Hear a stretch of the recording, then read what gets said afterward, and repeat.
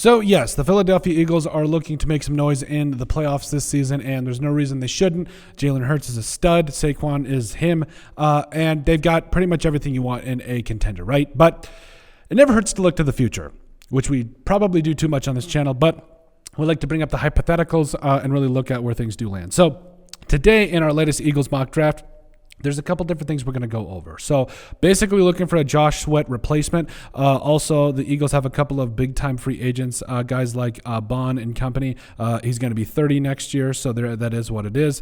Also, Avonte Maddox is getting up there. He's 29, going to be 30 next year. Milton Williams getting up there as well. So, I mean, also Mekhi Becton, so maybe a little bit of tackle help wouldn't hurt, or at least some depth at that position. So they've got a couple of guys here that I'm looking at that I'm like, okay, this could be potentially interesting. But today we're going to go over getting depth as well as a Josh Sweat replacement and really just replenishing some talent here for the Eagles. So we'll jump right into it. So bringing it over to the PFF mock draft simulator. So 7-round mock draft, high speed, low drag, public versus PFF. We like to go more towards the PFF side of things. Care for positional value as well as drafting for needs are both relatively high, as well as we'd like to put in a little bit of randomness because it's the draft. Weird things happen all the time. So really just going to see how the board falls and just go from there. So I'm going to go ahead and start the draft right off the bat and just see where it goes. So edge and linebacker, that's kind of have what they have. Honestly, I've had the biggest draft crush on James Pierce, but there's also ALT Overton.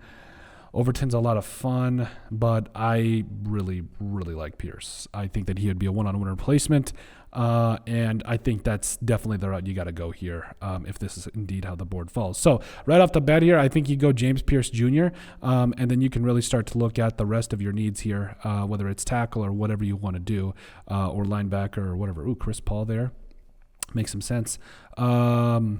I think he does really good in coverage, and I think that he would be but also, remember, you do have Jeremiah Trotter, so I don't think that's necessarily that much of a bigger need than you think, so I'm okay. Ooh, Alfred Collins. So I'm okay with Alfred Collins. Like, don't get me wrong. I love Jordan Davis. I think he's a stud, but Alfred Collins here is a stud for Tejas. Absolute stud. I got to go Alfred Collins. This defensive line is nasty, especially with the departure with Williams and everything. I think this makes a lot of sense. Blake Miller, a tackle. So, yeah, I'm honestly okay. I like Blake Miller a lot. I think he could be, even though at least from a depth perspective, I think he can play a lot of different things and do a lot of different things for you. So I am A-okay with that. Kobe King. Oh, yeah, Kobe King. Kobe King's a stud.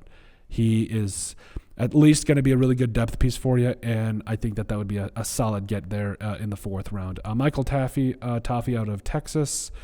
We pretty much got what we want. Brosmer, a lot of quarterbacks, even though some of them I don't know that they're going to go. Ooh, Derek Moore's a lot of fun. Let's see. Ooh, Jalen Smith. I'm okay with Jalen Smith, though. I'm definitely very okay with Jalen Smith. I think that Avonte Maddox, with him disappearing or him leaving potentially, I think he makes a lot of sense. So Jalen Smith there. 161. Whoops. Seth McLaughlin.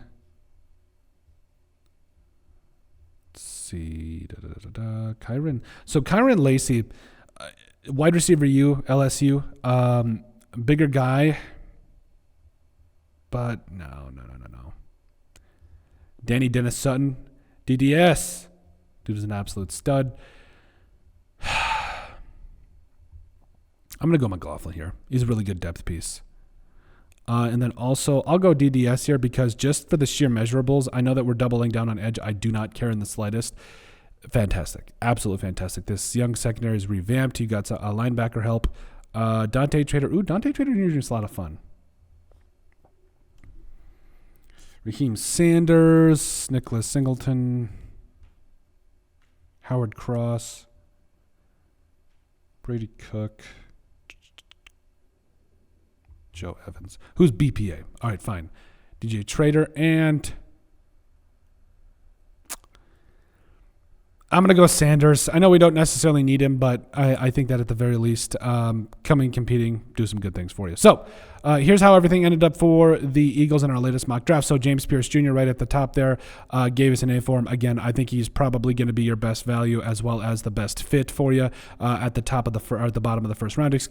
Alfred Collins, again, I understand defensive tackle is not really that much of a need, but Milton Williams leaving, I think Collins is going to be a really good depth piece, if not a replacement for Jordan Davis if he does not start to play like an all-pro, even though actually he's actually really good, so I can't even say that. So Blake Miller coming up out of Clemson.